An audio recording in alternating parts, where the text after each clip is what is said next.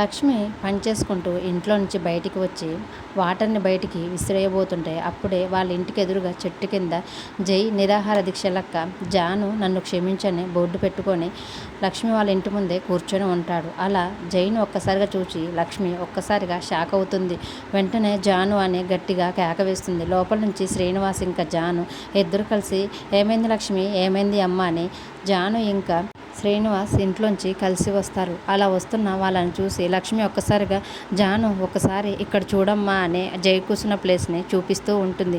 అప్పుడు అక్కడ ఉన్న జైని చూసి జాను ఒక్కసారిగా చాలా కోపంగా నీకేమైనా పిచ్చా, ఇక్కడున్నావేంటి, మర్యాదగా ఇక్కడి నుంచి వెళ్ళు అని కోపంగా జైతోటి అంటూ ఉంటుంది. అప్పుడు జై మాత్రం నాకేమైంది జాను, నేను చాలా బాగున్నాను, అది సరే కానీ నువ్వు ఇక్కడ బాగానే ఉన్నావా, నీకు ఇక్కడ అన్ని వసతులు కూడా కంఫర్ట్గానే ఉన్నాయా లేదా, లేదంటే చెప్పు జాను, ఇప్పుడే నేను నీకోసం అరేంజ్ చేస్తానని జై జానుతోటి ప్రేమగా మాట్లాడుతూ ఉంటాడు.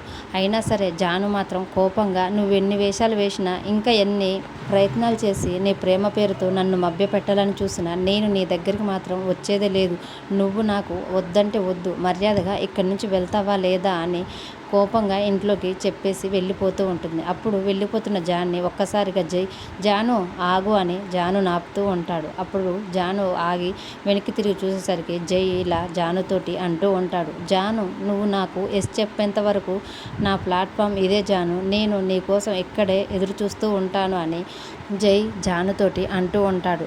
జాను మాత్రం కోపంగా ఇంటి లోపలికి వెళ్ళిపోతుంది. మరి రానున్న ఎపిసోడ్లో జై జానుపై చూపిస్తున్న ప్రేమకు జాను మళ్ళీ కరిగిపోతుందా, లేకపోతే అలాగే కఠినంగా ఉండి జై ప్రేమను తిరస్కరిస్తుందా లేదా అనేది అప్కమింగ్ ఎపిసోడ్లో చూద్దాం.